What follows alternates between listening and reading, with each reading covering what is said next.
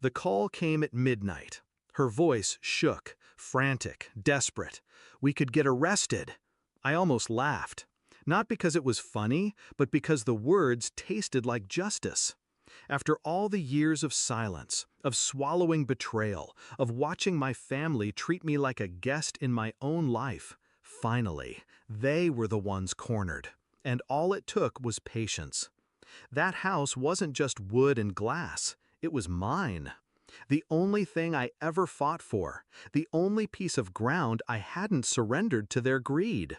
My beach house, my escape, my sanctuary. I worked 2 jobs for years to buy it. I furnished it piece by piece, never owing anyone a dime. And yet, my family, the people who knew exactly what it meant to me, treated it like a summer rental they had rights to. It started small. A weekend getaway I wasn't invited to. Cousins posting pictures on Instagram I hadn't approved. Then the messages. "We'll just use it when you're not around." Not questions, statements. The first time, I let it slide. The second time, I tightened my jaw. By the third, I knew this wasn't ignorance, it was entitlement. The betrayal revealed itself in layers.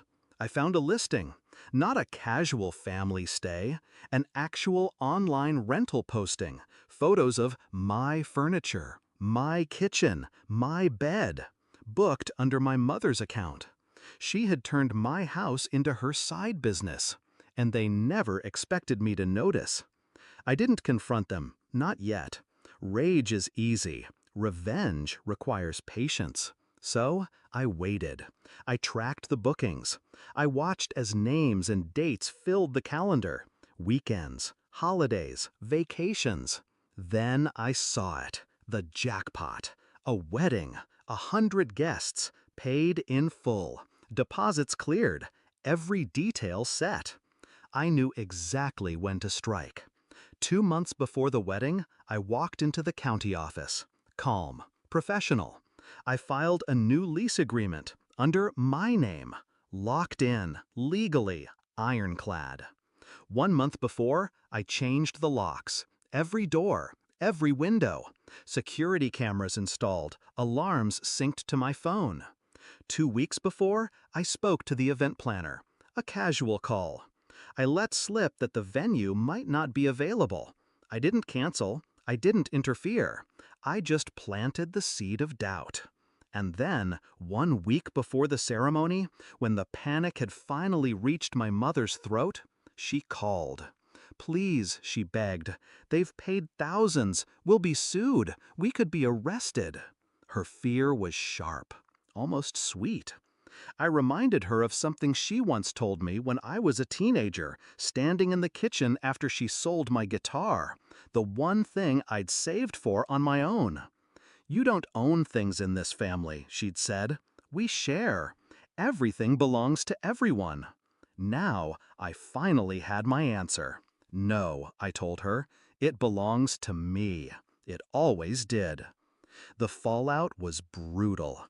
The wedding party arrived, only to find locked doors, cameras watching, no access. Lawyers got involved. The couple demanded refunds. My mother's reputation bled dry in front of family and friends. She tried to spin it, tried to make me the villain. But the lease was legal. The locks were mine. The evidence undeniable. For once, they couldn't twist the story. The night after the wedding disaster, she came to me. Not screaming, not furious, just hollow. "Why would you do this?" she whispered. I looked at her, steady. "Because you needed to learn that taking without asking isn't family, it's theft, and I don't protect thieves." Her silence was louder than any apology. Now, when they look at me, there's no more laughter at my expense, no more assumptions that my property, my effort, my life are community property to pillage. They keep their distance. Invitations come less often. And when they speak of me, there's a careful edge to their voices, respect sharpened by fear. I don't regret it, because the truth is, they taught me how to play this game. They built me into someone who calculates, who waits, who strikes when the timing hurts most. They thought they could steal my sanctuary. Instead, I turned it into their prison. And every time I unlock my beach house now, every time I hear the ocean against the glass, I remember that phone call. Her voice breaking, terrified of consequences she created. Justice doesn't always come in courtrooms. Sometimes it comes in the quiet click of a new lock.